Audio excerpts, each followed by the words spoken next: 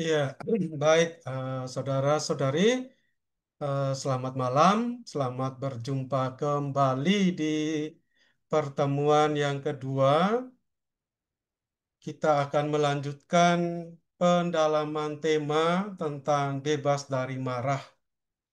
Setelah kita melewati pertemuan yang pertama minggu lalu, yang pada intinya kita disadarkan bahwa marah itu sifatnya netral. Dalam arti kalau ada marah yang istilahnya menjadi sebuah bagian dari emosi itu adalah sesuatu yang netral. Dalam arti Tuhan menciptakan manusia baik adanya, semuanya baik, termasuk dengan memiliki emosi. Ya, karena itu pada pertemuan minggu lalu kita semua sudah tentu mampu membedakan antara marah yang eksplosif, marah yang menggebu-gebu, yang bersumber dari hati yang penuh dengan kebencian, sehingga marah itu menimbulkan suatu umpatan, menimbulkan permasalahan baru, karena tujuan marah itu bukan demi keadilan atau demi menegakkan kebenaran, tetapi untuk melampiaskan dendam kepada orang lain atau kepada situasi. Demikian juga sebaliknya juga tidak diharapkan untuk terjadi, yaitu kita memendam. Karena kalau memendam sama dengan kita memasukkan eh, sampah ke dalam diri kita yang nanti akan sampai kepada waktu tertentu akan menimbulkan bau yang tidak sedap, akan mencari kesempatan-kesempatan atau keran-keran baru untuk bisa mengeluarkan marah yang terpendam itu. Maka yang paling ideal itu adalah eh, kita memarahi orang tetapi dengan suatu proses yang sudah diolah dengan baik. Sehingga kemarahan itu tidak kita lampiaskan secara eksplosif, tetapi sudah kita kuasai. Bukan sesuatu kemarahan yang tidak lagi menguasai kita, tetapi sebaliknya kitalah yang sudah menguasai kemarahan itu, sehingga apa yang mau kita sampaikan itu tidak melukai orang lain, tidak membunuh karakter orang lain, juga tidak merusak relasi kita dengan Tuhan dan dengan sesama. Itu marah yang diharapkan. Jadi pilihan kita itu adalah tidak eksplosif, juga tidak memendam, ya, ya. Tetapi bagaimana kemarahan itu ada, tetapi harus diolah dengan baik. Nah, pada sesi yang kedua ini kita akan melihat untuk sampai mengolah marah itu kita harus tahu akar dari marah itu. Yang pada pertemuan yang pertama kita sudah eh, ketahui ada 4 akar dari kemarahan. Kemarahan itu adalah bagian dari 7 dosa pokok. Mengapa disebut 7 dosa pokok? Karena dia akan menimbulkan, melahirkan, memunculkan dosa-dosa yang lain dalam pandangan Kristen. Iya. Kemudian kalau kita mau mengolah rasa marah itu, kita perlu melihat akar masalahnya dari mana. Nah, ada 4. Pertama adalah rasa sakit, ya, rasa terluka. Terus yang kedua frustrasi. Yang ketiga itu ketidakadilan dan yang keempat adalah rasa takut. 4 akar masalah inilah yang akan menjadi pemicu munculnya kemarahan yang ya eksplosif atau yang terpendam. Ya, mari kita melihat satu persatu dari akar masalah ini. Akar dari marah. Dan malam ini kita batasi hanya pada akar marah. Jadi kalau mau mendalami kita hanya bertanya tentang akar akar dari marah itu. Pertanyaan yang lain kita istilahnya skip dulu karena nanti akan ada pengajaran di sesi ketiga dan sesi yang keempat.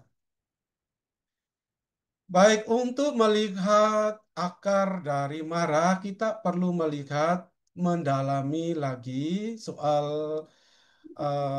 pola reaksi kemarahan yang tadi saya sudah singgung, eksplosif, memendam, dan yang diolah. Nah, untuk melihat bagaimana pola dari reaksi kemarahan itu, mari kita lihat supaya kita semakin mengenal diri kita dan semakin lebih dalam penyebab dari marah itu karena apa. Jadi kita mengenal akar masalah itu, akar marah itu dari pola-pola yang kita pakai.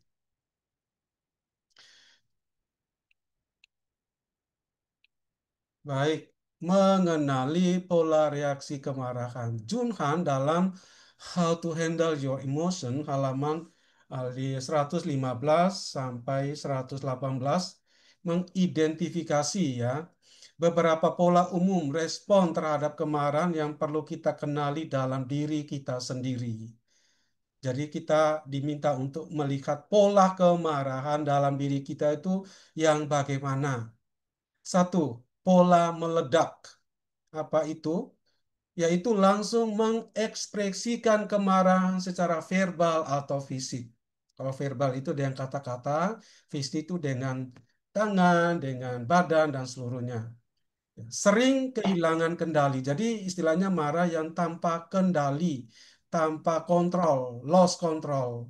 Jadi itu sudah dikuasai seluruhnya oleh kemarahan. Ekspresinya lewat verbal atau fisik. Orang dengan pola ini cenderung berteriak, membentak, atau bahkan menjadi kasar.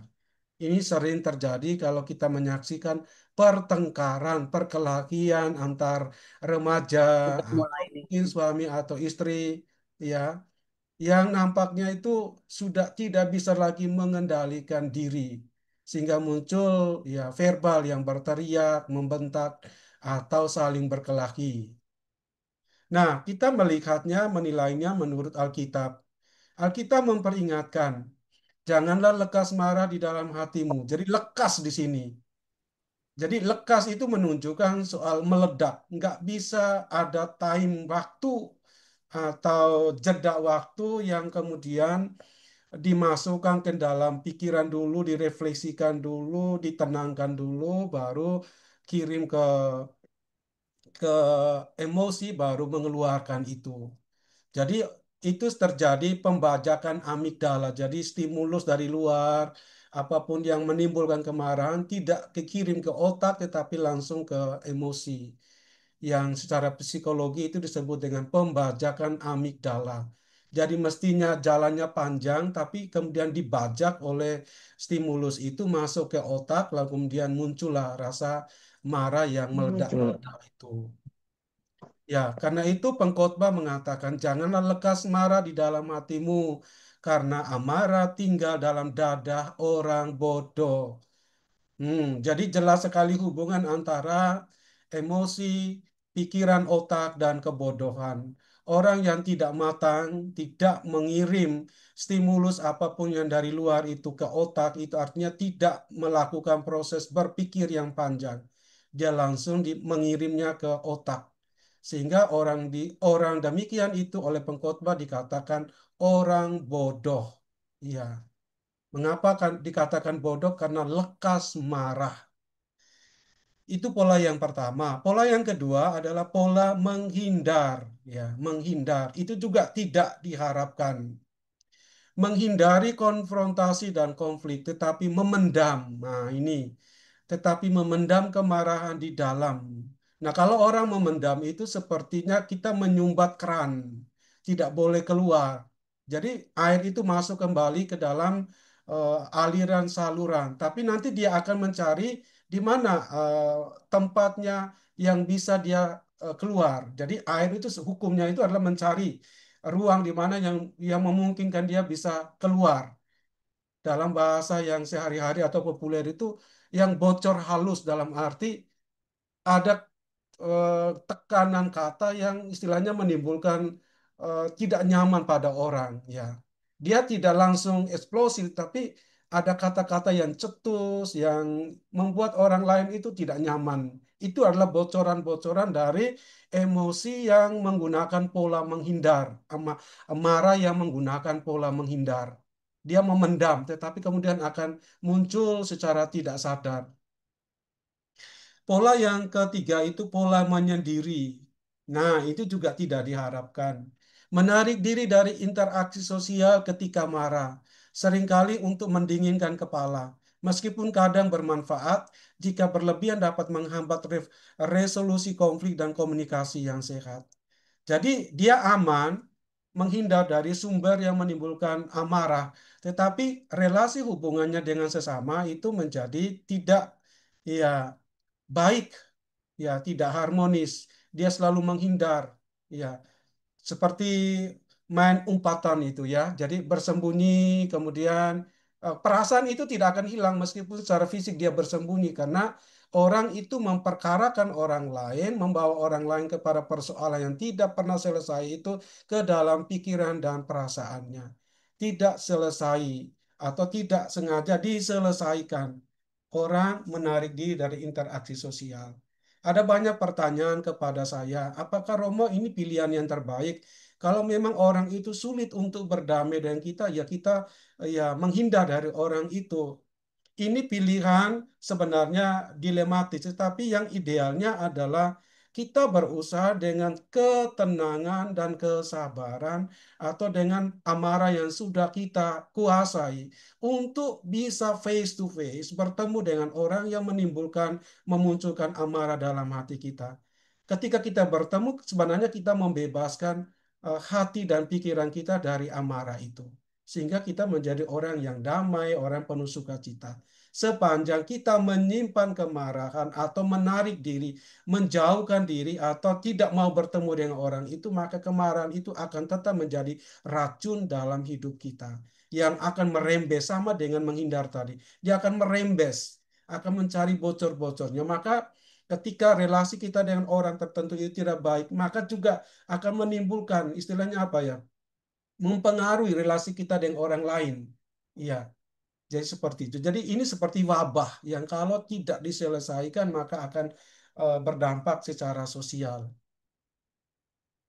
Pola yang keempat, pola pelampiasan. Nah, mengarahkan kemarahan pada objek atau situasi yang tidak terkait dengan penyebab sebenarnya. Misalnya, seseorang marah pada bosnya, tetapi pelampiasannya pada anggota keluarga di rumah. Ini biasanya ibu-ibu yang kerja di kantor, pulang karena dimarahi bos, maka di rumah ya menjadi sasaran itu bisa juga pembantu rumah tangga, bisa anak atau bisa suami, atau sebaliknya suami. Ya, jadi ini pelampiasan. Ini juga tidak diharapkan, ya, karena eh, ini merupakan bukti bahwa orang tidak menguasai amarahnya, tapi diperdaya oleh marah. Dia mau membalas itu, melampiaskan kepada sumber kemarahan, itu tidak mampu karena itu bosnya, maka yang menjadi sasaran adalah orang-orang dekat di rumah. Ya, yang kelima pola pelarian.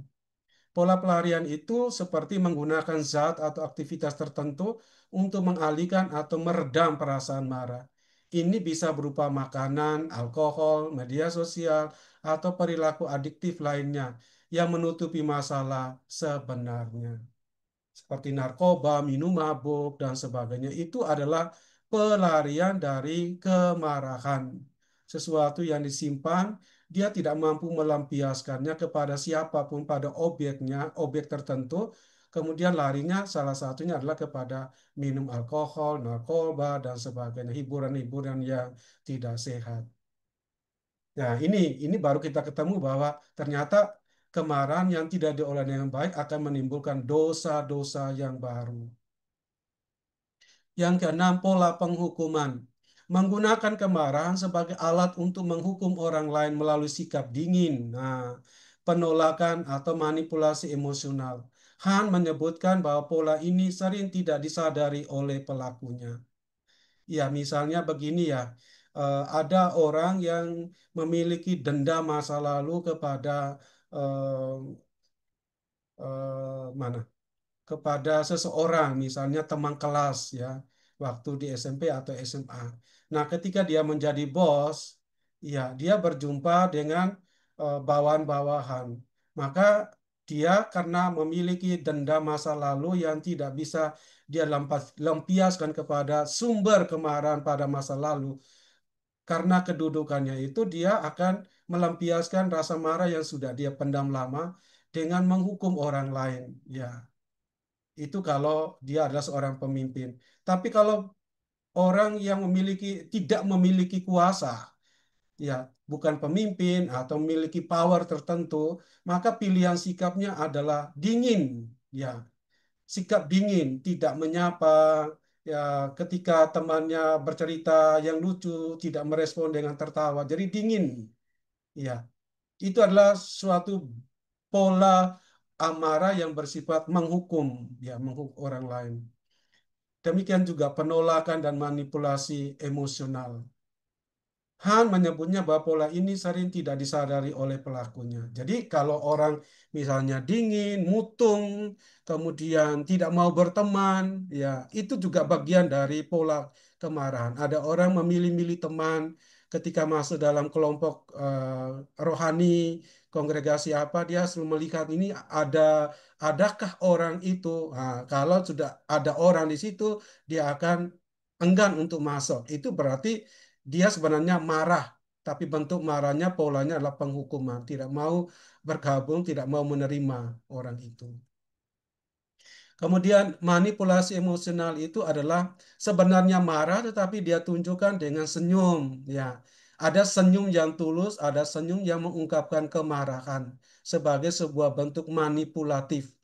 Jadi ya bisa saja seperti itu terjadi. Dan ini sebenarnya sesuatu yang tidak diharapkan. Pola yang ketujuh, pola pembalikan, yaitu mengubah kemarahan menjadi perasaan bersalah yang diarahkan pada diri sendiri. Ini sering terjadi pada orang yang merasa tidak berhak untuk marah atau merasa takut dengan konsekuensi dari mengekspresikan kemarahan. Iya, jadi misalnya seorang bawahan, ya nasibnya adalah kalau disalahkan oleh pemimpin meskipun dia tidak salah, dia tidak bisa mengatakan sebenarnya apa posisinya, kebenaran yang ada pada dirinya. Dia takut misalnya dipecat dan sebagainya. Dan ini yang akan menimbulkan sakit dalam dirinya karena diarahkan kepada dirinya penyesalan karena sebenarnya dia tidak salah, tetapi karena takut ya sebagai seorang bawahan dia memendam itu, ya dia mengarahkan dan menyalahkan dirinya sendiri, ya. Dan pola yang terakhir itu adalah pola kemarahan pasif agresif. Apa itu? Yaitu mengekspresikan kemarahan secara tidak langsung melalui sindiran. Jadi marah tidak langsung, tetapi tidak langsung kepada orangnya menjadi sumber kemarahan, tetapi eh, kata-katanya itu berupa sindiran, ya, sindiran. Atau mungkin juga sarkasme. Jadi sebenarnya pasif dalam hal ini itu ada tidak langsung reaktif, tetapi dia menyimpannya lalu kemudian kata-kata sindiran itu, kata-kata yang kasar itu, kemudian ada sabotase-sabotase misalnya kalau orang yang menyebabkan kemarahan itu adalah seorang pemimpin misalnya, contoh, dia akan melakukan pembalasan itu melalui misalnya tidak hadir atau mempengaruhi teman-teman untuk melawan dan seterusnya. Jadi dia memakai orang lain untuk ngebalas itu, membalas kemarahannya itu sabotase. Ya. Han menjelaskan bahwa ini adalah cara aman untuk menunjukkan ketidaksetujuan tanpa konfrontasi langsung. Ya, dalam arti aman ini artinya bahwa ada sesuatu gejolak tetapi kemarahannya itu tidak langsung kepada orangnya, pasif agresif. Tetapi ini juga tidak dianjurkan. Ya. Han mengajarkan bahwa mengenali pola kemarahan kita adalah langkah awal. Jadi nanti dalam sesi yang ketiga itu kita diajarkan untuk mengenal pola-pola. Kalau sudah sebut pola itu berarti sesuatu yang sudah secara konsisten. Setiap orang memiliki pola tertentu. Ya, dan pola apa yang kita pakai yang menjadi bagian milik kita, menjadi suatu kebiasaan kita itu sangat mungkin kita dapat kalau kita belajar mengenal diri kita, sumber kemarahan kita dan bagaimana kita melampiaskan kemarahan itu. Kalau orang sadar tentang apa yang menyebabkan situasi apa yang memunculkan kemarahan dalam dirinya dan bagaimana dia mengeluarkan kemarahan, maka dia akan menemukan pola kemarahannya yang mana. Satu kah, dua, tiga, empat, sampai dengan delapan. Nah, kalau sudah menemukan pola ini, maka akan gampang untuk pengolahan selanjutnya. Baik, Han mengajarkan bahwa mengenali pola kemarahan kita adalah langkah awal yang penting dalam proses penyembuhan dan perubahan. Segala jalan orang adalah benar dalam pandangannya sendiri, tetapi Tuhanlah yang menguji hati. Jadi hati itu, jadi eh, marah itu adalah sesuatu yang netral. Tetapi ketika marah itu membawa orang kepada dosa, ya, maka pengujiannya itu bukan tindakan yang keluar, ya, misalnya dengan kata-kata yang kasar atau dengan serangan fisik dan lain sebagainya. Tetapi Tuhan Allah dikatakan oleh Amsal menguji hati. Jadi kemarahan itu tidak hanya sesuatu yang nampak kelihatan, tetapi juga eh, perkara yang kita simpan dalam hati. Ya, setiap perkara yang disimpan itu menjadi sampah dalam hati kita yang akan kemudian memunculkan, melahirkan sampah-sampah bau-bau yang tidak sedap dalam hidup bersama dengan orang lain. Jadi Tuhan Allah oleh Amsal dikatakan dia menguji hati, jadi melihat hati. Ini perkara hati ya. Orang boleh membohongi sesama bahwa dia tidak marah karena ada dinamika kemarahan itu dia dibilang tidak apa-apa. Ya, itu mulutnya tapi hatinya pasti menyimpan sesuatu. Dan Tuhan Allah menguji manusia itu hatinya, yang melihat hatinya. Baik, sekarang kita masuk ke akar dari marah. Pertama adalah rasa sakit. Rasa sakit merupakan respon alamiah yang muncul saat seseorang mengalami kehilangan.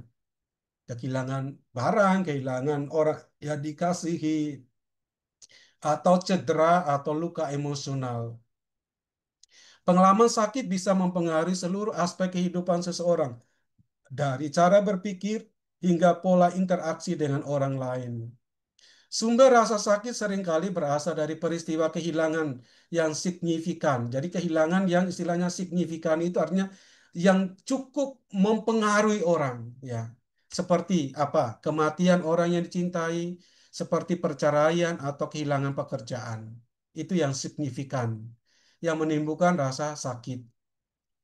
Saat seseorang mengalami rasa sakit emosional, tubuh seringkali merespon dengan cara yang mirip dengan rasa sakit fisik.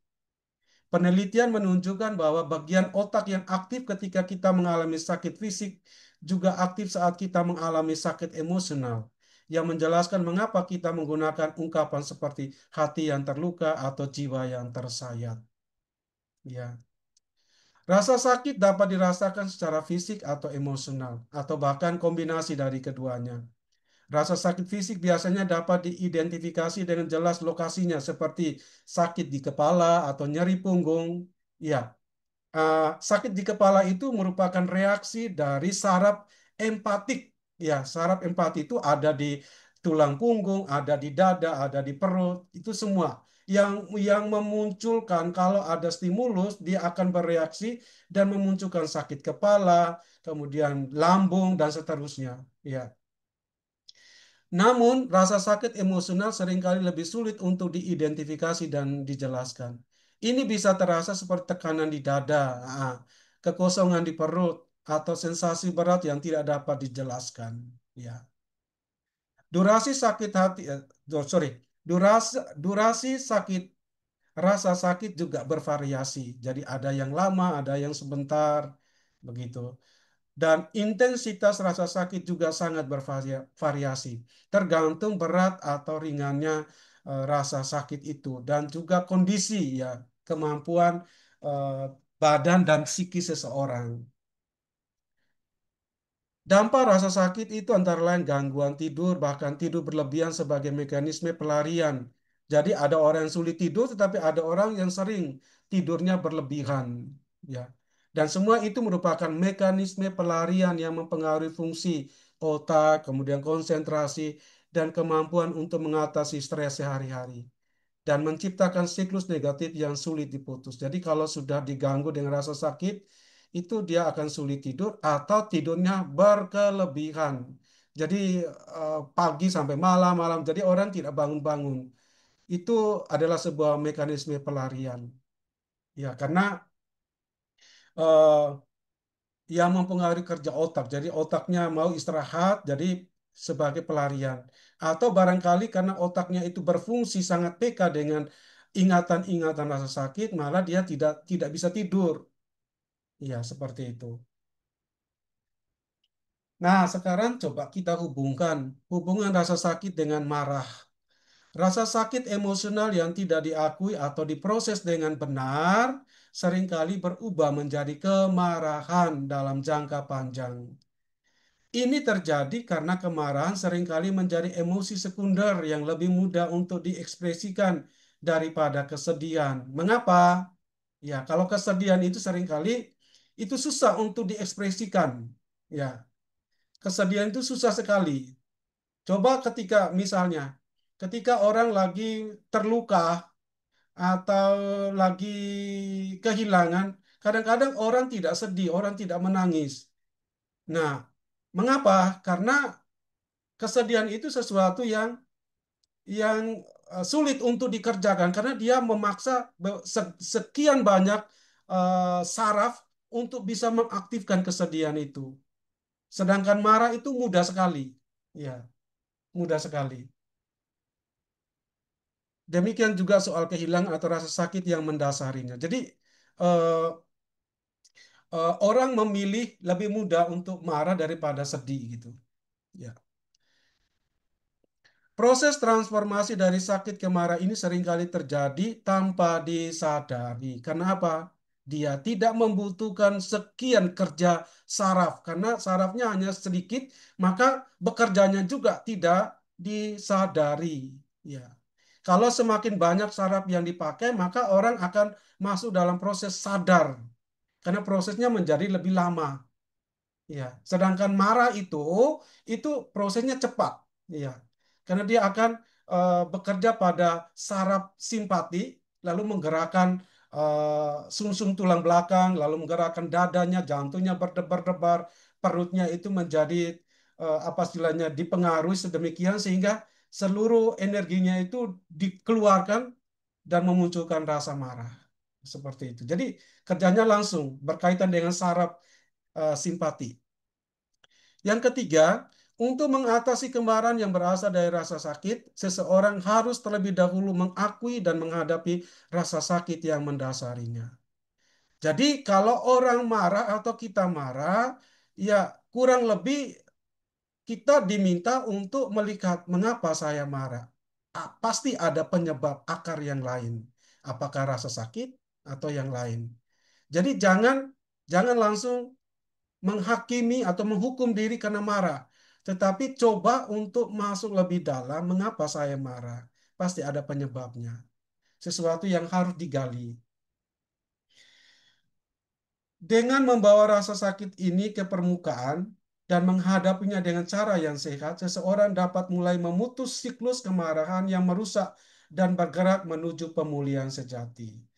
Jadi awal dari perjalanan pengolahan itu adalah sadar situasi mana yang memicu rasa marah kita.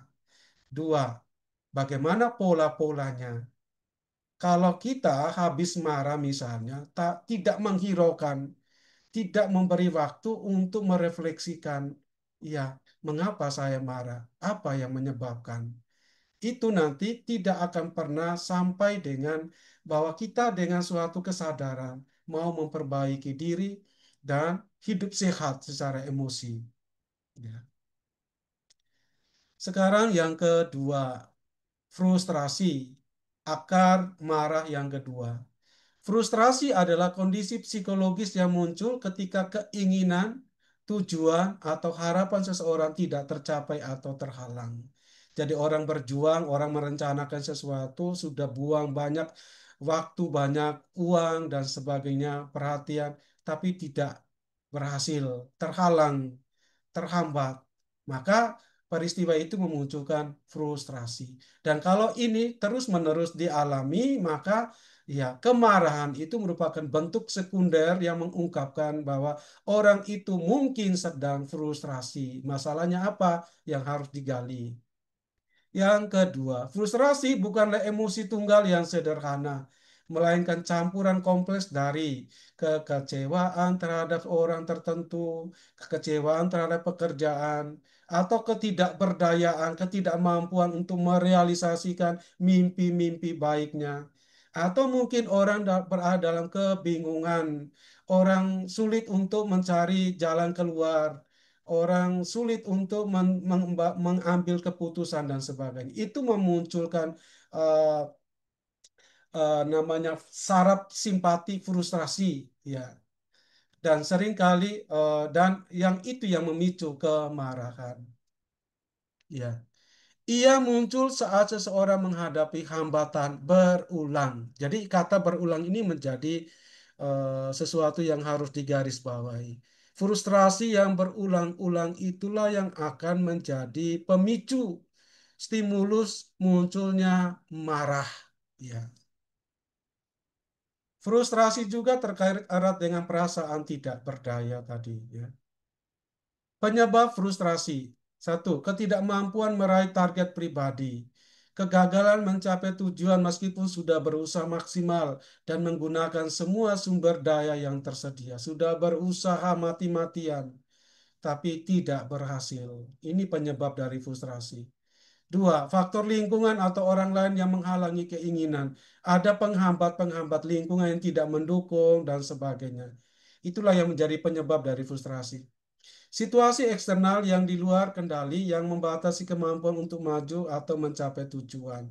Misalnya orang menyalahkan misalnya keadaan lingkup pekerjaan. Mungkin karena dia tidak bisa adaptasi dengan lingkungan pekerjaan, maka frustrasinya itu dia lampiaskan dalam bentuk kemarahan. Dan kemarahan itu macam-macam pola. Bisa marah kepada pacarnya, bisa marah kepada orang tuanya, marah kepada Tuhan, mungkin tidak mau lagi pergi misa, tidak mau berdoa, dan macam itu. Itu semua adalah bentuk-bentuk dari kemarahan. Ketiga, ketidaksesuaian antara harapan dan kenyataan. Individu atau kelompok yang secara aktif atau pasif menghalangi kemajuan personal atau profesional. Inilah yang menjadi penyebab frustrasi. Jadi ketidaksesuaian antara harapan dan kenyataan. Mungkin ekspektasinya, harapannya terlalu tinggi, tidak realistis, sehingga dia sendirilah yang menyebabkan diri frustrasi.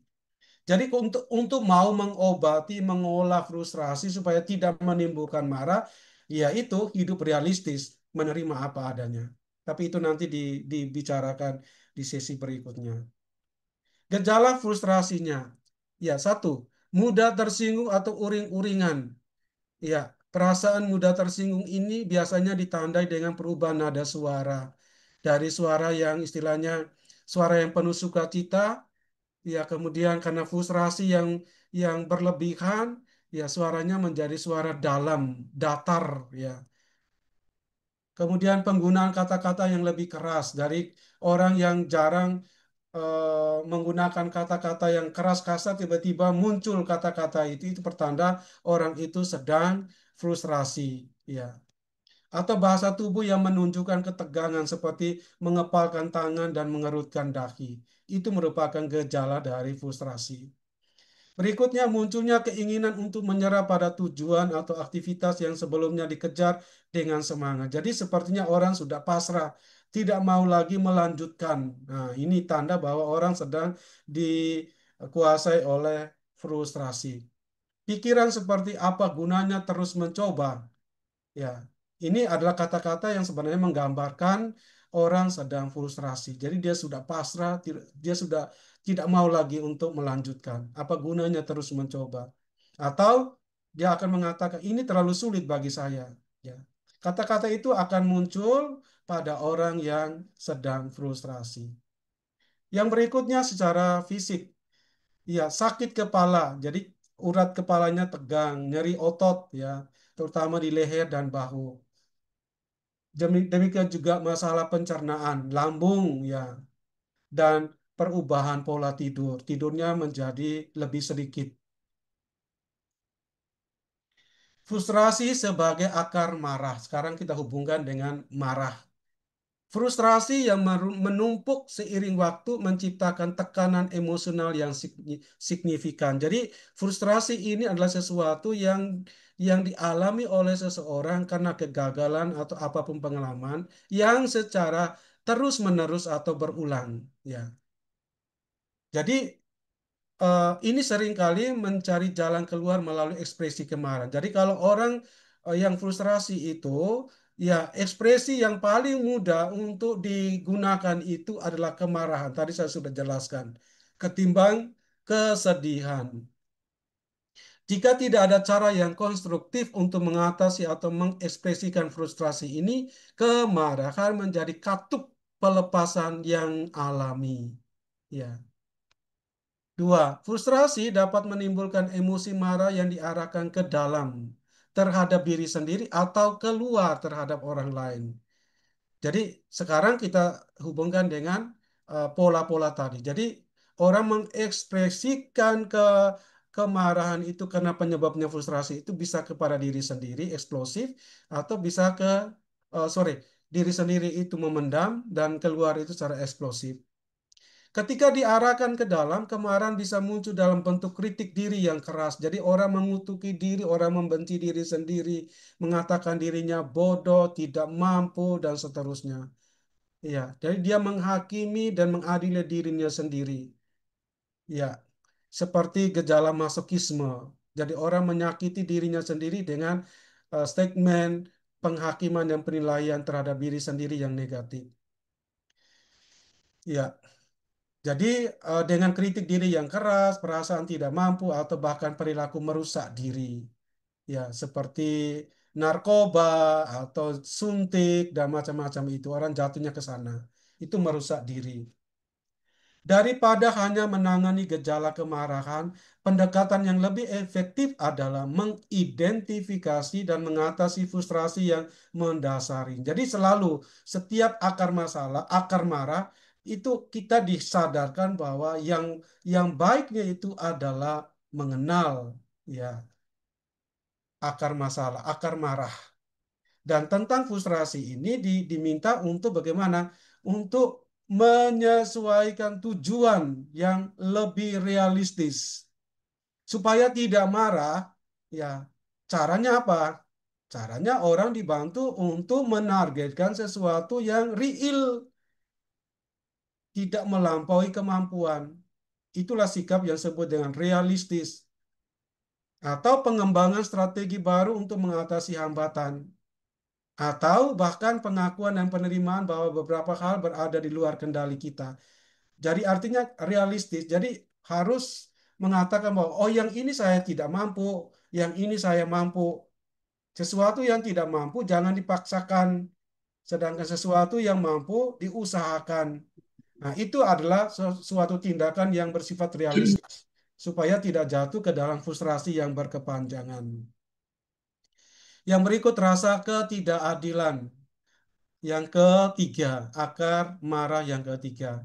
Rasa ketidakadilan adalah perasaan yang timbul saat seseorang merasa diperlakukan tidak setara, tidak adil, tidak setara. Itu seperti contoh yang konkret itu adalah di keluarga.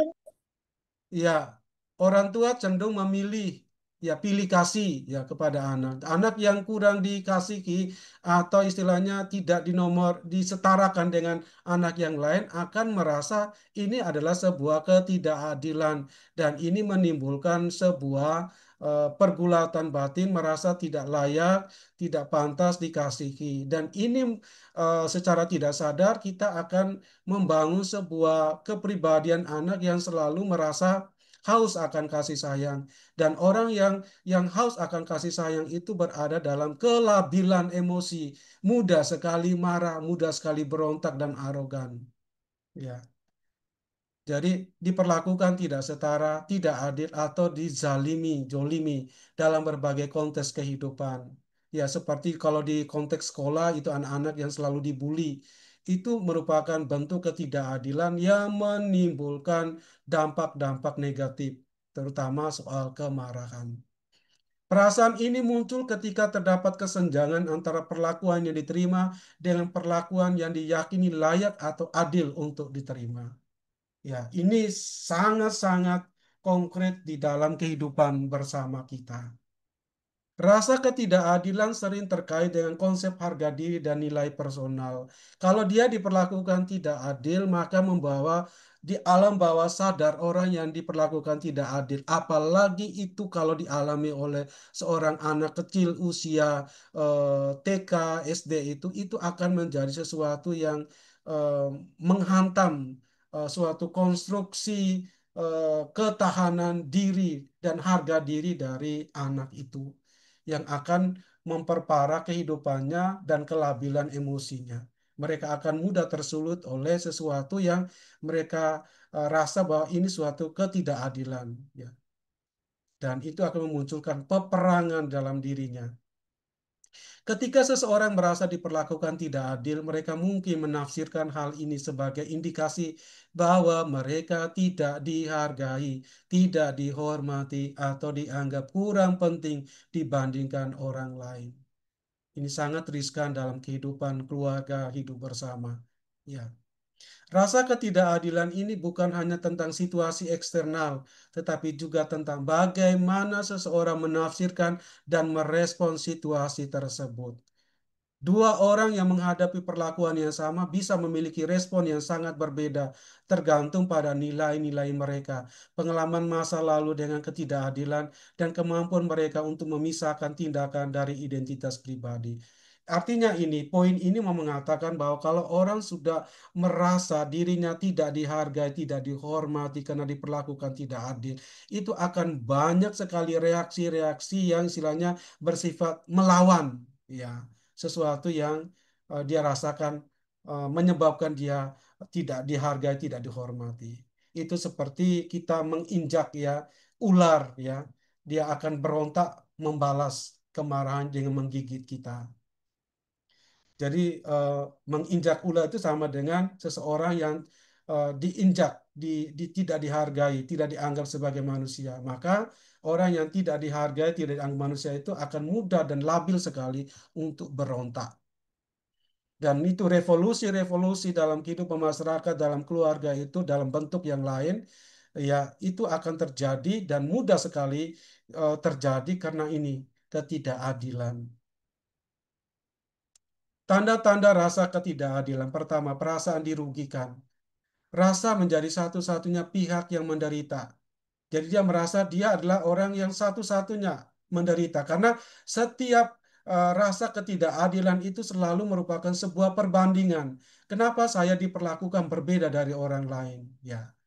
Kenapa orang lain itu dianggap sebagai teman, sahabat, kok saya dianggap seperti musuh?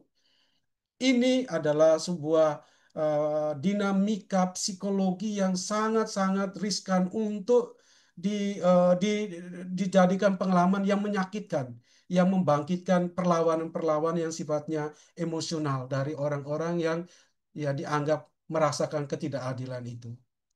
Ya, karena dia merasa bahwa kok saya, kok hanya saya diperlakukan, mereka kok tidak. Ya, seperti itu. Jadi dia sebenarnya diisolasi dalam dirinya sendiri sehingga dia menjadi lebih mudah untuk melawan suatu kebersamaan yang memperlakukan dia secara tidak adil. Jadi merasa sendiri itulah yang kemudian menjadi sebuah titik awal orang memberontak. Ya. Yang kedua, resistensi terhadap otoritas. Sulit menerima keputusan dari figur otoritas, mempertanyakan legitimasi aturan atau kebijakan, menunjukkan kepatuhan lahiriah namun penolakan batin. Jadi ini artinya apa? Eh, karena ini merupakan sebuah tanda rasa ketidakadilan, maka kita boleh mengatakan bahwa setiap resistensi, orang yang suka melawan aturan, orang yang suka melawan ke program rencana yang sudah disepakati adalah bukti tanda bahwa orang itu mengalami dalam dirinya itu tidak dihargai, tidak dihormati, atau tidak diperlakukan tidak adil, diperlakukan adil dalam hidupnya.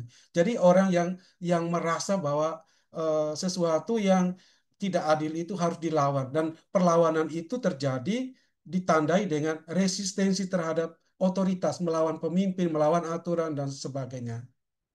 Ya, jadi kalau dalam hidup bersama misalnya ada orang yang suka melawan, ya sudah disepakati aturan tapi dia melawan, tidak mau taat dan seterusnya. Itu menunjukkan bahwa dia sedang dalam dirinya itu ada masalah. Dia memiliki rasa tidak adil dalam dirinya. Tiga, gejala fisik dan emosional seperti sensasi panas di dada atau kepala. Jadi semua ini adalah kerja saraf simpati, ya di dada dan kepala. Pikiran yang terus berputar tentang situasi yang tidak adil, kesulitan berkonsentrasi atau tidur. Jadi semua membawa kepada fisik dan mental.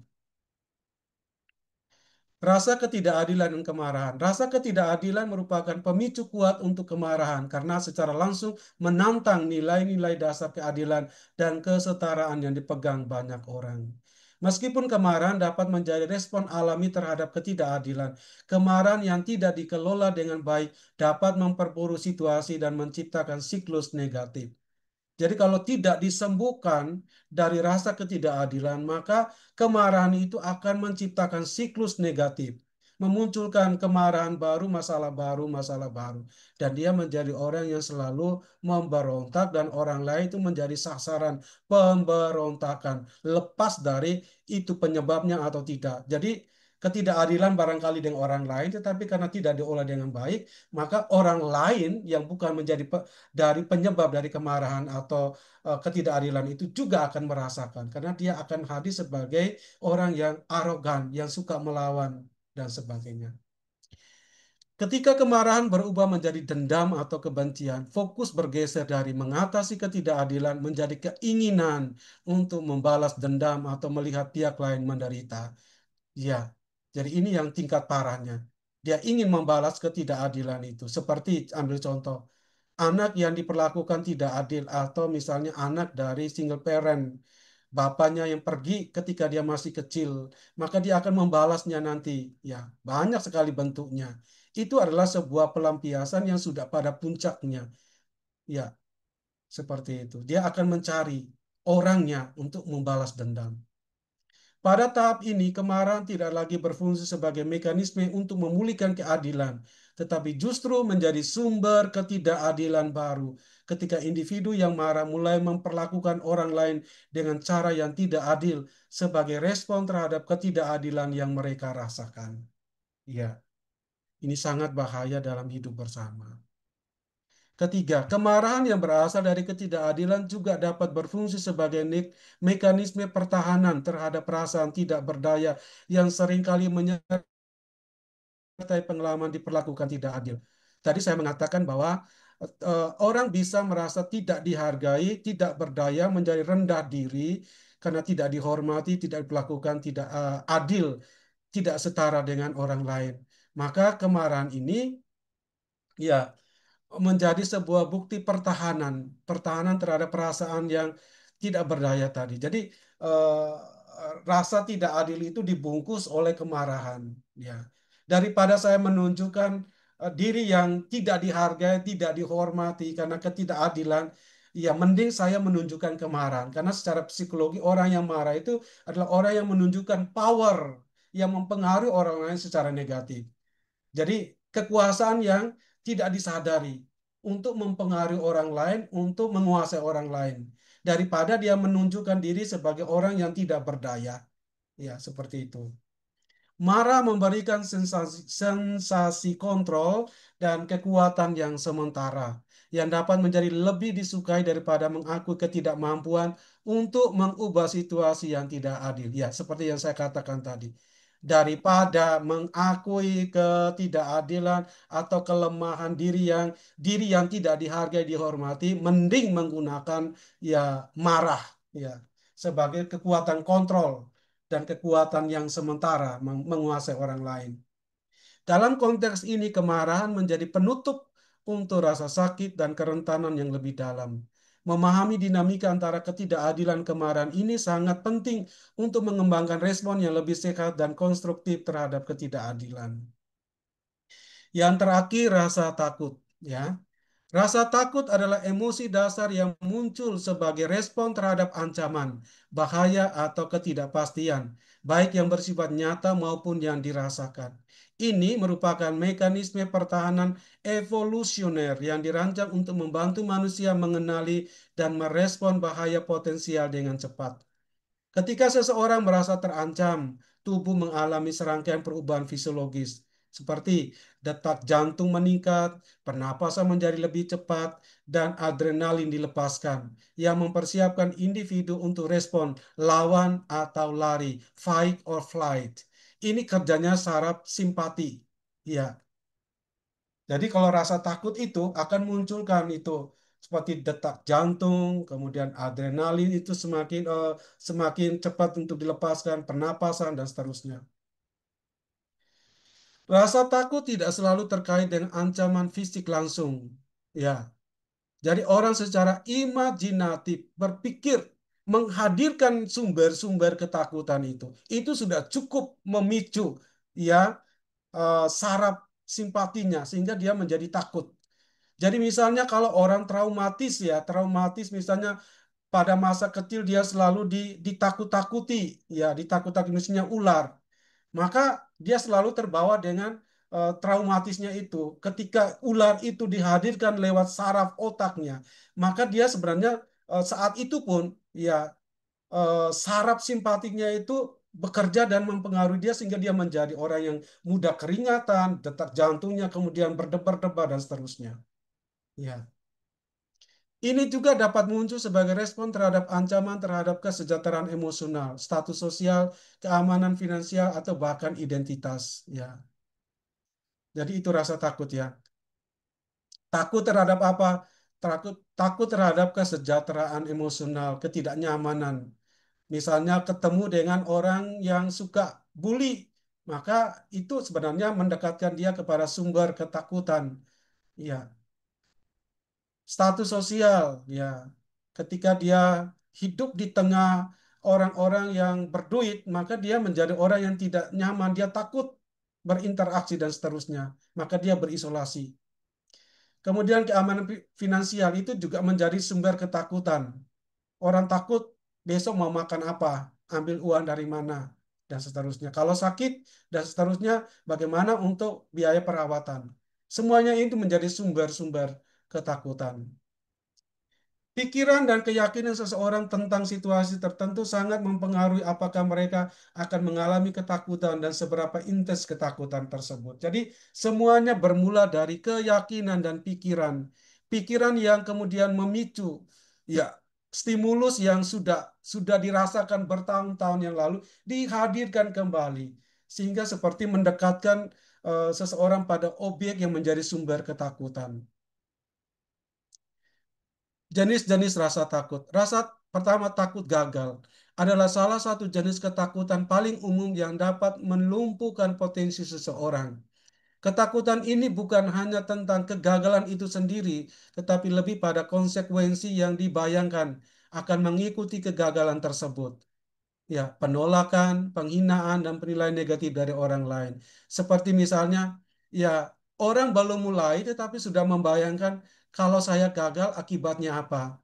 Ya, antara lain mungkin saya ditolak, saya dihina, saya dinilai secara negatif dari orang lain.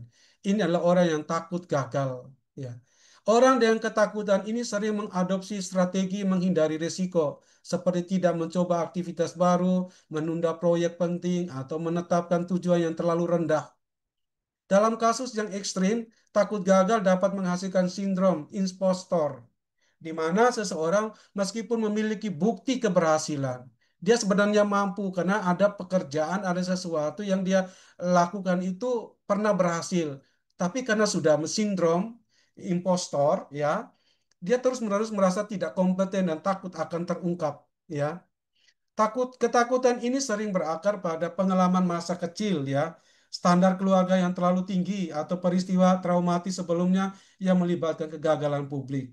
Seperti anak yang tidak dianggap atau tidak diberi apresiasi, malah dihina ketika dia berprestasi, tidak diberikan istilahnya hadiah dan sebagainya sebagai suatu ungkapan pengakuan akan kemampuan-kemampuannya. Dan ini kalau dialami oleh anak, maka dia menjadi anak yang selalu takut untuk melakukan sesuatu. Ya. Dan karena ini merupakan akar dari masalah, maka anak yang mengalami situasi batin seperti ini akan mudah marah. Maka marah itu ada kompleksnya. Kompleksitasnya itu ya macam-macam, ya. Tidak hanya karena marah itu sendiri, tapi mengapa dia marah. Kedua, takut kehilangan mencakup spektrum luas. Ketakutan yang terkait dengan kehilangan seseorang atau sesuatu yang berharga. Jadi tadi takut gagal, yang kedua ini takut kehilangan. Ini bisa berupa takut kehilangan orang yang dicintai melalui kematian atau perpisahan, takut kehilangan status atau posisi sosial, atau bahkan takut kehilangan kepemilikan material yang penting. Ketakutan ini sering dikaitkan dengan kecemasan akan ketidakpastian dan perasaan tidak berdaya dalam menghadapi perubahan yang tidak diinginkan. Orang yang mengalami ketakutan ini mungkin menjadi terlalu protektif atau posesif dalam hubungan, menolak perubahan atau mengembangkan perilaku kompulsif terkait dengan keamanan dan stabilitas. Jadi misalnya saya ambil contoh supaya lebih paham. Orang yang pernah putus cinta itu akan kalau dia kemudian berhasil mendapatkan pacar kemudian berkeluarga itu akan memperlakukan pasangannya itu secara posesif. Jadi orang lain nggak boleh dekat karena takut kehilangan. Ya, dia sangat protektif. Kalau misalnya suaminya pergi, dia akan tanya, kamu pergi dengan siapa, di mana, kapan pulang. Semuanya di bawah kontrolnya. Jadi overprotective, posesif. Jadi merasa memiliki yang terlalu berlebihan.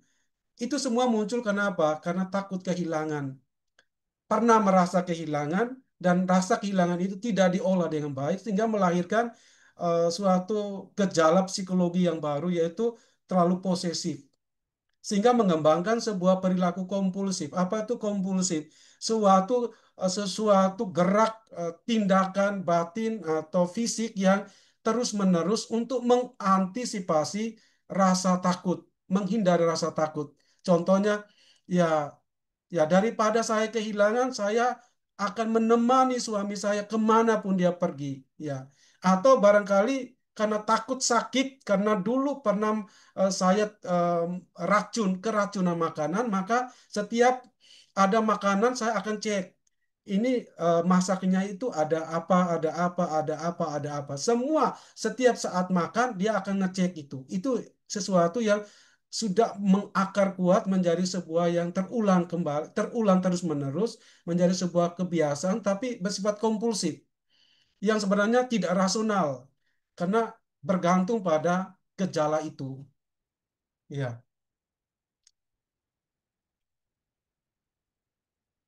Takut ditinggal. Yang ketiga adalah jenis ketakutan spesifik yang berfokus pada kekhawatiran bahwa orang-orang yang penting akan meninggal atau mengabaikan kita. Ini sering berakar pada pengalaman masa kecil, pengabaian atau penolakan, terutama dari figur pengasuh utama, seperti kehilangan ayah, ya, kehilangan ayah. Maka dalam hidupnya dia akan merasa kalau ada pengalaman ditinggal, misalnya eh, ketika dia sudah kuliah, tinggal sekos dengan temannya, ketika temannya pergi itu menimbulkan kesedihan atau ketakutan yang luar biasa. Ya, karena dia pernah merasa ditinggal. Dan kalau ini tidak diolah dengan baik, tidak diakui, tidak dibawa kepada suatu kesadaran, maka muncul kemarahan-kemarahan. Orang dengan ketakutan ini mungkin menjadi sangat bergantung pada dalam hubungan, terus-menerus mencari jaminan atau bahkan menguji komitmen orang lain melalui perilaku yang pada akhirnya mendorong menjauh orang yang mereka takutkan akan meninggalkan mereka. Ya, paradoksnya ketakutan akan tinggalkan seringkali menciptakan siklus merusak, di mana perilaku yang berasal dari ketakutan justru mempercepat hasil yang ditakutkan. Jadi tidak akan pernah menyelesaikan, tidak akan menyelesaikan masalah jika orang melakukan itu dengan penuh ketakutan. Nah, gejala fisiknya apa? Jantung berdebar, ya. Dan ini merupakan salah satu gejala fisik paling umum dari rasa takut. Iya. Ketika otak mengidentifikasi situasi sebagai ancaman, sistem saraf simpatik segera diaktifkan, memicu pelepasan hormon stres seperti adrenalin dan kortisol ke dalam aliran darah. Hormon-hormon ini menyebabkan jantung berdetak lebih cepat dan lebih kuat untuk mempersiapkan tubuh menghadapi bahaya potensial dengan meningkatkan aliran darah ke otot-otot besar. Detak jantung yang meningkat ini sering dirasakan sebagai berdebar, berdegup kencang, atau bahkan seperti ingin melompat keluar dari dada. Nah, jadi nanti dalam proses pengolahan itu kita diminta dilatih untuk mengenal sakitnya kita itu, debarnya sakit badan kita itu di mana? Apakah di dada atau di perut atau di punggung? Seperti itu. Kalau di dada itu jenisnya apa? Rasa sakitkah atau takutkah, frustrasikah, atau ketidakadilan. Keringat dingin, ya ini gejala yang kedua. Keringat dingin adalah manifestasi fisik lain dari aktivitas sistem saraf simpatik sebagai respon terhadap ketakutan. Kelenjar keringat di seluruh tubuh, terutama di telapak tangan, kaki, ketiak, dan dahi, mulai mengeluarkan keringat secara berlebihan. Berbeda dengan keringat yang dihasilkan selama aktivitas fisik atau suhu tinggi. Keringat yang terkait dengan ketakutan sering terasa dingin karena bersamaan dengan vasokonstriksi atau penyempitan pembuluh darah di permukaan kulit yang mengurangi aliran darah dan suhu di area tersebut. Keringat dingin ini tidak hanya tidak nyaman secara fisik, tetapi juga dapat menjadi sumber kecemasan sosial, terutama jika terlihat oleh orang lain, seperti telapak tangan berkeringat saat berjabat tangan atau keringat yang terlihat di dahi selama presentasi. Yang ketiga, gemetar. Gejala rasa takut yang ketiga adalah gemetar. Gemetar adalah gejala fisik ketakutan yang dihasilkan dari kombinasi peningkatan ketegangan otot dan pelepasan adrenalin. Saat tubuh bersiap untuk lawan atau lari, fight and flight, or flight, otot-otot menjadi tegang dan siap untuk aksi. Tetapi jika tidak ada tindakan fisik yang diambil, ketegangan ini dapat muncul sebagai getaran halus atau gemetar yang jelas. Gemetar ini paling sering terlihat di tangan, ya tangannya bergetar. Ya, kalau dia takut, tangannya gemetar. Takut seperti anak kecil melihat ular. Saya juga sering takut ular. Jadi kalau lihat ular itu tangan langsung bergetar ya. Tapi juga mempengaruhi kaki, bibir, suara, dan bahkan seluruh tubuh dalam kasus ketakutan yang intens. Seperti gejala fisik lainnya, gemetar dapat menimbulkan rasa malu atau kecemasan tambahan, terutama dalam situasi sosial di mana seseorang ingin tampil tenang dan terkendali. Apa sih maksudnya ini? Ini sangat terkait dengan rasa marah. Artinya apa? Kalau kita mengenal diri kita suka misalnya mengeluarkan keringat dingin, tangan bergetar, kaki bergetar, itu tanda bahwa kita memiliki rasa takut yang sudah terakumulasi, sudah kuat berakar dalam diri kita, sehingga kalau kita tidak mengolahnya, maka kemarahan itu menjadi sebuah saluran yang gampang dipakai. Seperti itu. Maka untuk menyembuhkan rasa marah, ya kita harus kenal kita ini apakah adalah orang yang mudah takut, ya seperti itu. Hubungan dengan, sorry, kalau akarnya sudah selesai, cuman sekarang saya mau mau menghubungkan ya. Karena kita dalam terapi itu tidak tidak menyembuhkan satu persatu, karena fokus kita adalah menyembuhkan rasa marah. Maka ketika akar marah ini kemudian dijadikan sebagai suatu pengetahuan kita untuk mengenal diri dan supaya dengan pengenalan diri itu kita bisa sembuh dari sakit, maka kita mengolahnya itu secara bersama-sama. Karena antara rasa sakit, frustrasi, ketidakadilan, takut itu merupakan sebuah sebab menyebab, ya sebab yang menyebabkan lahirnya sesuatu yang lain. Ya, bisa saja takut itu menimbulkan rasa frustrasi. Frustrasi bisa menimbulkan rasa sakit dan seterusnya.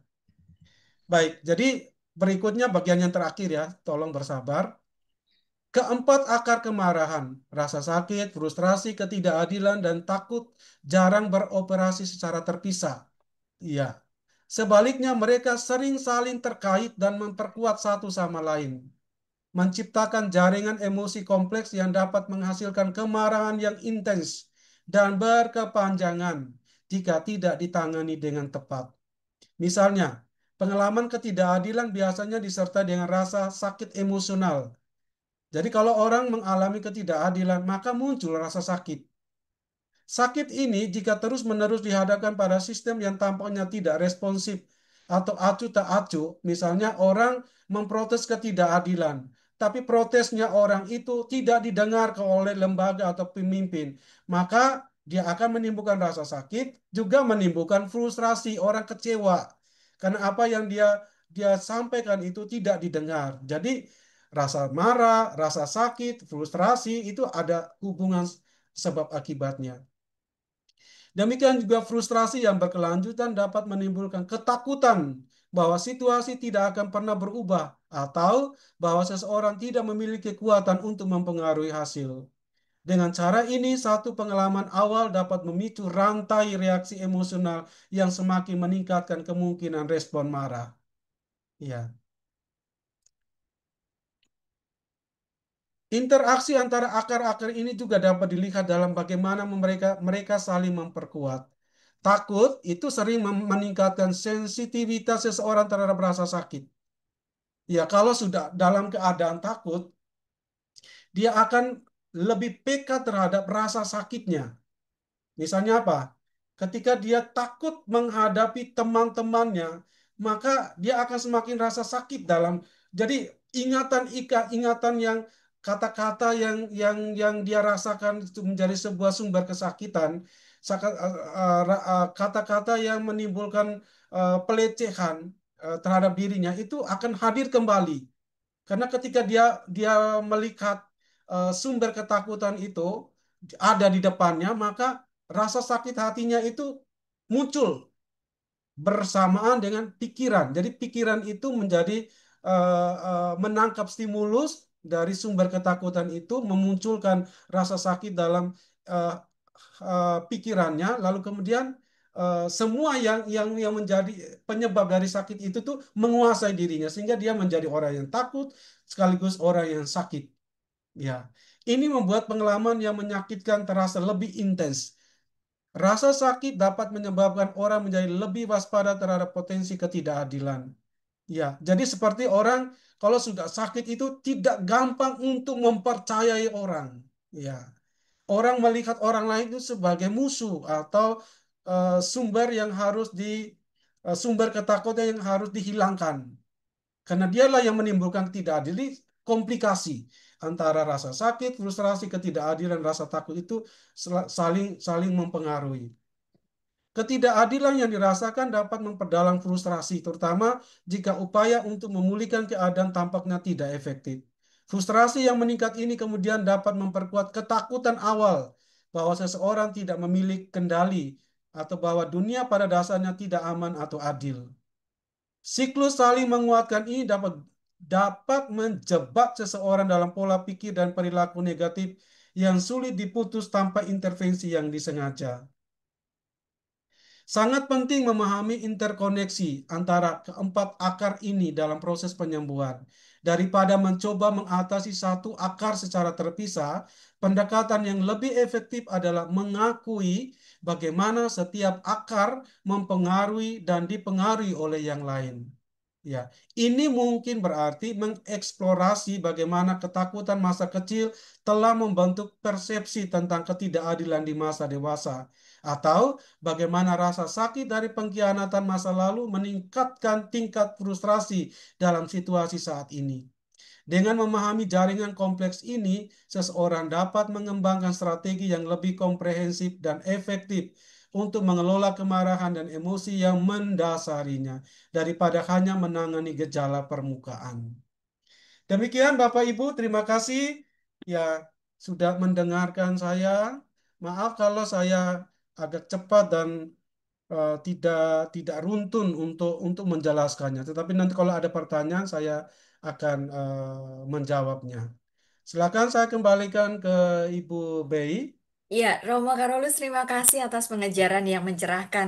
Kini kami jadi tahu, Romo, akar dari marah itu dan keterkaitannya di antara keempatnya yang membuat kemarahan timbul. Nah, sebelum kita masuk pada sesi tanya jawab, kita akan berfoto bersama dulu untuk dokumentasi ya. Mohon kesediaannya bagi yang masih bertahan di ruang virtual ini untuk sejenak membuka kamera agar Bu Silva bisa mengabadikan kebersamaan kita. Silakan Bu Silva. Oke, baik. Maaf, Romo. Share screen-nya boleh di off Oh iya dulu. iya iya iya Oh, sorry. terima kasih, Romo. Oke. Bapak Ibu, berikan senyumnya seindah senyum Ubay supaya menjauh dari kemarahan ya, Romo. Terima kasih pujiannya Bu Silva. Satu,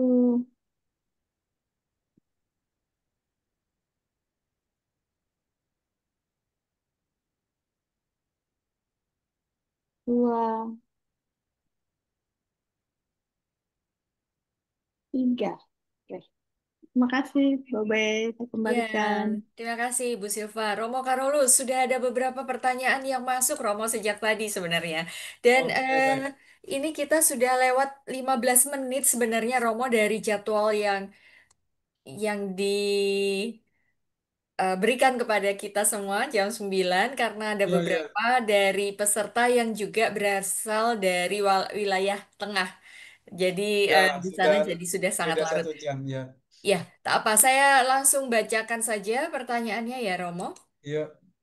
Nah, ini ada yang bertanya, apakah kalau ada yang setiap hari itu marah terhadap orang yang terdekat, itu bisa dikatakan kepribadiannya itu temperamen atau memang karakternya memiliki sifat pemarah, Romo? Lalu, apakah bisa dibendung kalau marahnya seperti itu? Apakah ada semacam terapi penyembuhan, Romo? Iya baik. Dalam pengantar di sesi yang pertama, saya menjelaskan bahwa marah itu bukan sifat. Marah itu bukan sifat, tapi respon. Jadi tolong dibedakan. Jadi orang tidak memiliki sifat marah, tidak. Marah itu adalah bentuk responnya terhadap sesuatu yang menjadi eh, pemicu, dan sesuatu yang memicu itu selalu berhubungan dengan rasa sakit, frustrasi, ketidakadilan, dan takut. Jadi ketika sesuatu itu, misalnya kata-kata dari seseorang itu, kemudian direspon oleh orang itu tanpa melalui proses yang istilahnya masuk ke otak dulu, diproses lebih lama, belum masuk ke emosi, baru direspon. Cara merespon ini sebenarnya merupakan bagian dari marah tadi. Ya, kalau orang misalnya meresponnya dengan suatu proses yang sudah diolah dengan baik, dia masuk ke otak, tidak langsung segera ke emosinya, maka ini proses yang diharapkan terjadi. Maka responnya pasti baik. Jadi ini persoalan respon. Tapi kalau orang misalnya mendapatkan stimulus dari orang tertentu, kata-kata orang tertentu yang menyakitkan, meskipun terasa menyakitkan, tapi kalau dia memasukkan ke otak, diberi jeda waktu yang baik dulu, baru dikirim ke emosi, lalu respon, maka tidak akan memunculkan rasa marah. Jadi marah itu bukan sebuah sifat, tapi cara bagaimana merespon sesuatu.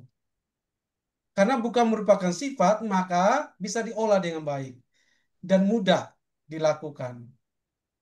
Demikian jawabannya. Ya, terima kasih Romo. Yang paling penting adalah mengetahui apa penyebab marahnya itu ya Romo. Iya, Karena iya, kalau setiap hari berarti memang ada sesuatu yang belum selesai.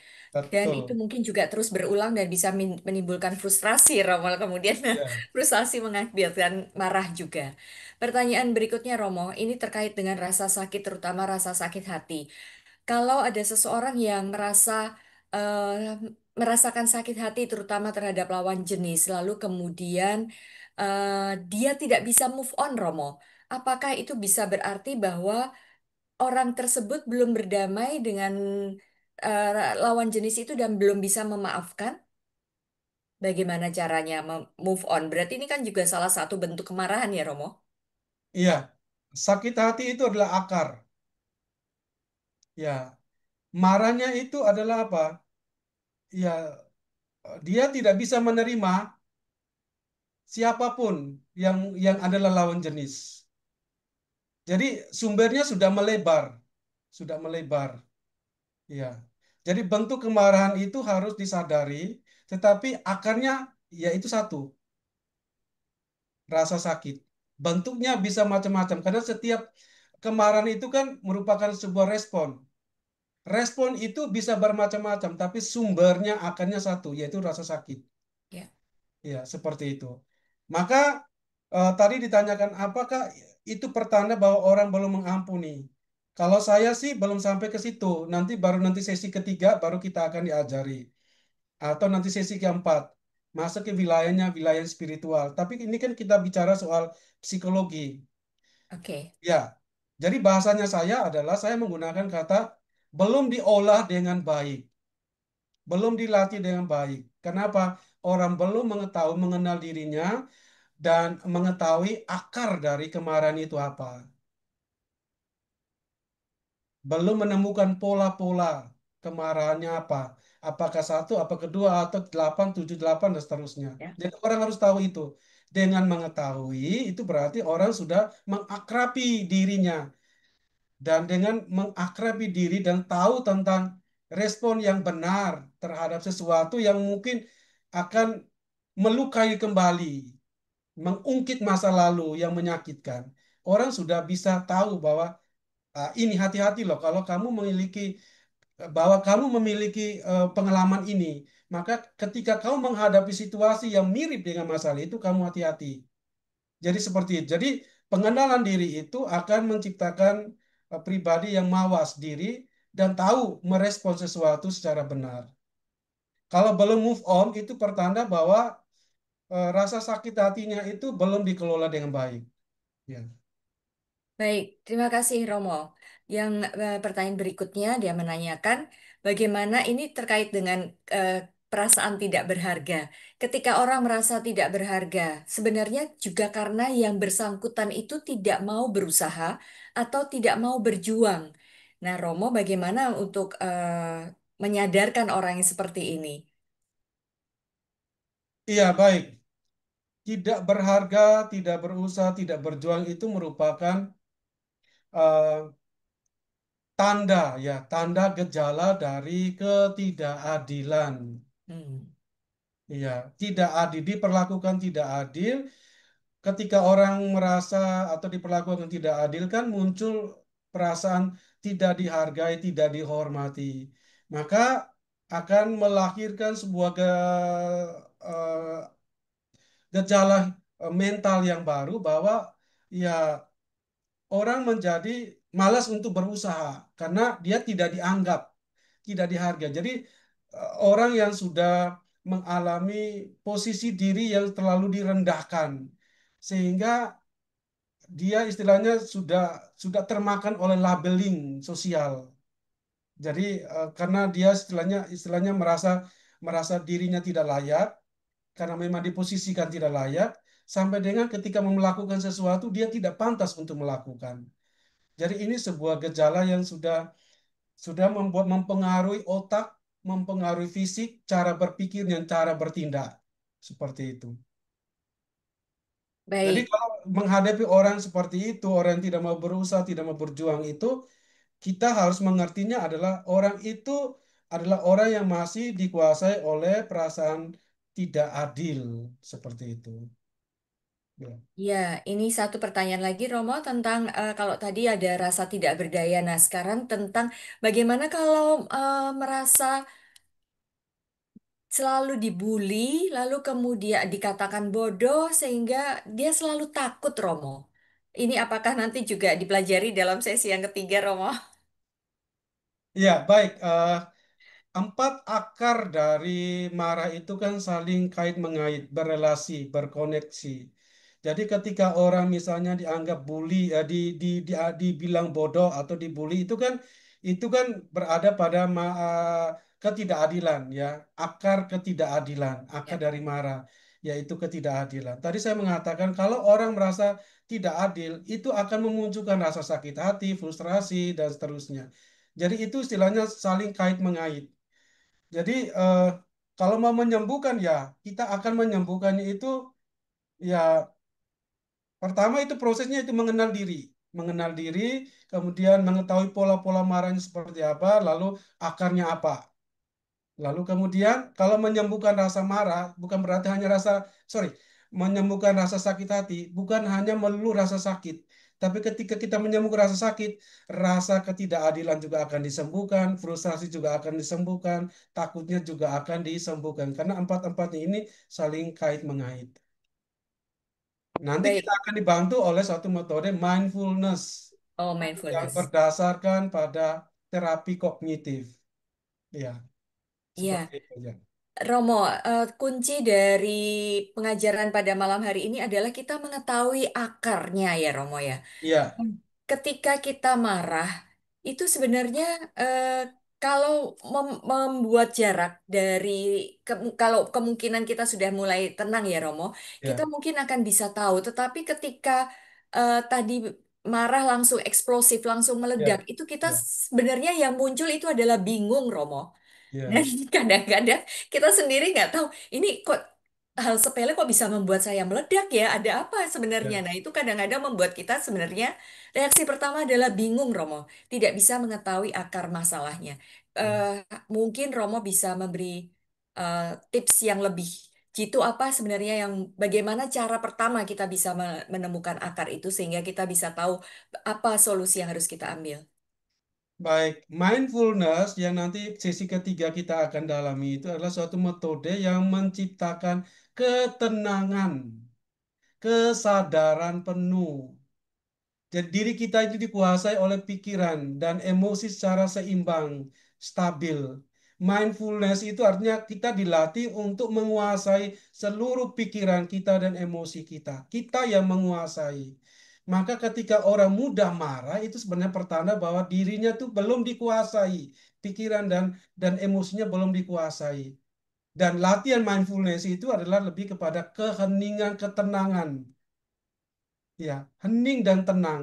Kalau orang istilahnya reaktif, itu adalah orang yang dikuasai oleh ya, sesuatu yang berasal dari luar. Itu pertanda orang belum hening, orang belum tenang, orang belum damai.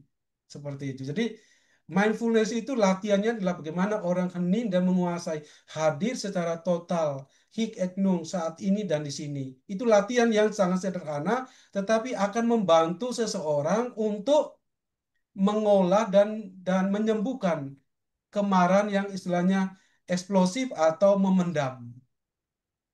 Seperti itu. Baik, nah Ya, Oma Opa, Ibu Bapak dan rekan-rekan yang terkasih jangan ketinggalan Rabu minggu depan ya. Eh, Ikuti terus pengajaran Romo Karol supaya tidak kehilangan sesuatu yang penting dalam pengendalian diri terutama terhadap rasa marah. Nah, eh, kita sudah begitu banyak menerima berkat Tuhan, termasuk pada malam hari ini kita bisa diajarkan bagaimana mengelola emosi kita.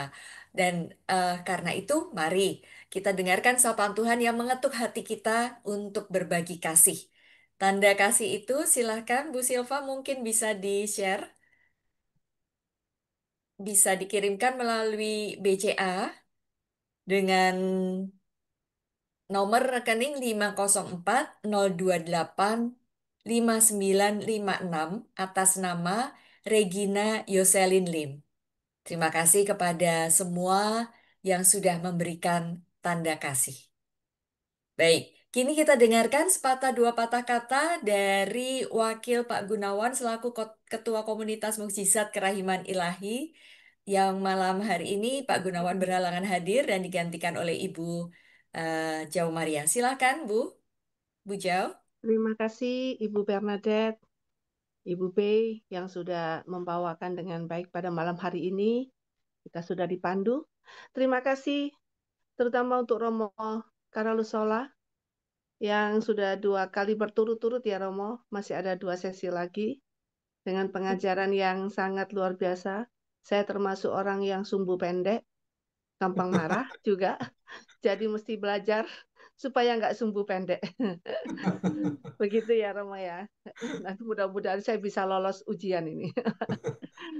Baik, saya terima kasih juga kepada Ibu B yang malam hari ini menemani kita untuk memandu acara ini. Kemudian dengan stinger kita juga Ibu Marta Lauli, kemudian dengan Ibu Ana Maria Dias dan Ibu Nova Algons, Ibu Huberta Subekti, Bapak Yohanes Rianto, Bapak Stefanus Liandi, dan Ibu Retno Sofyan. Terima kasih telah bertugas pada malam hari ini. Juga Ibu Silva yang sudah merekam dan sudah memfoto acara ini pada malam hari ini. Terima kasih ya Ibu. Baik, saya lanjutkan next Ibu. Oke.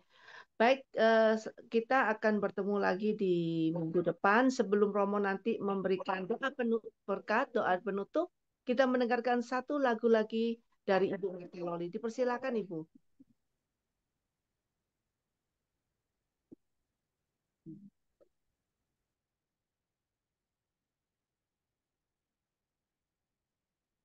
Ibu Marta Loli.